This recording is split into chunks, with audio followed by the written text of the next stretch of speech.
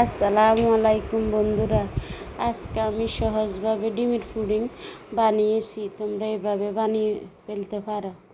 আমি 1 KG full cream গুঁড়ো দুধ দিয়েছি। গুঁড়ো দুধটাকে আমি 1 কেজি দুধকে আমি আধা কেজি করছিলাম।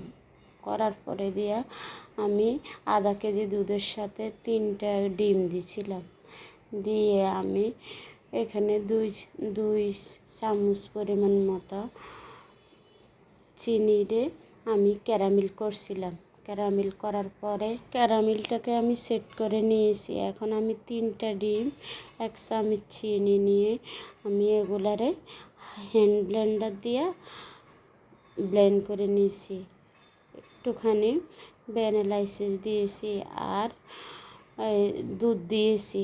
দুধ দেওয়ার পরে আমি এই দুধটাকে আর ডিমটাকে ভালো করে হ্যান্ড ব্লেন্ডার দিয়ে নিয়ে নিয়েছি। নেওয়ার পরে আমি আবার বড় একটা চাকনির সাহায্যে আমি যখন ক্যারামেলটা সেট করছি তখন এই ডিম আর দুধটা ছেঁকে নিয়েছি ক্যারামেলের উপরে।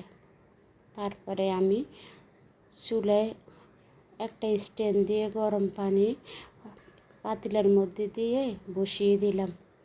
পরে আধা ঘন্টা